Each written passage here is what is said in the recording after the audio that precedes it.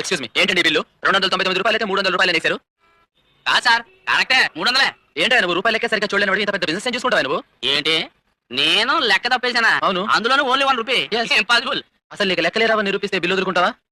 మీరు నిరూపించలేకపోతే double bill కట్టారా? నేనడి ఏరా ఏమంటారండి? ఓకే, ఆ, జాగ్రత్తగా విను. సింపులే. ఓకే, చెప్పండి. ఇప్పుడు నువ్వు ఒక బట్టలు కొట్టి పెట్టావనుకో. పెడతాను సార్, అది నా తిరగల వచ్చా. కంగ్రాట్స్. Thank you. ఓకే, నువ్వు ఇప్పుడు బట్టలు కొట్టి పెట్టావనుకో. పెట్టాను. నీ షాప్ లో 3 వ్యక్తులు వచ్చారనుకో. వచ్చాను. ఓకే, 3 వ్యక్తులు తలో 10 రూపాయలు వేసుకుని 30 రూపాయలు పెట్టి 3 హ్యాండ్ చేసుకున్నారు. కొన్నారండి. వాళ్ళు 3 హ్యాండ్ చేసుకున్నారు కదా అని నువ్వు 5 రూపాయలు తగ్గించావు. నేను ఎప్పుడూ తినండి. Very good, very good. అప్పుడు మీ కుర్రాడు తీసుకెళ్లి 5 రూపాయలు వాళ్ళకి వెనక్కి ఇచ్చాడు. వాళ్ళు సంతోషించి కుర్రాడికి 2 రూపాయలు టిప్ ఇచ్చి మిగిలిన 3 రూపాయల్లో తలా 1 రూపాయి తీసేసుకున్నారు. తీసేసుకున్నారు. క్లియర్? ఓకే, ఇప్పుడు ఒక్కొక్క వ్యక్తికి ఒక్కొక్క హ్యాండ్ కర్చీఫ్ ఎంత పడింది? ఆ మాత్రం నాకు తెలియదేంటండి. 10 రూపాయలు తల రూపాయి వెనకొచ్చింది కాబట్టి 9 రూపాయలు అయిందండి. ఓకే, 3 9 ఎంత? 20 అండి. కుర్రాడికి టిప్ ఎంత ఇచ్చాం? 2 రూపాయలు.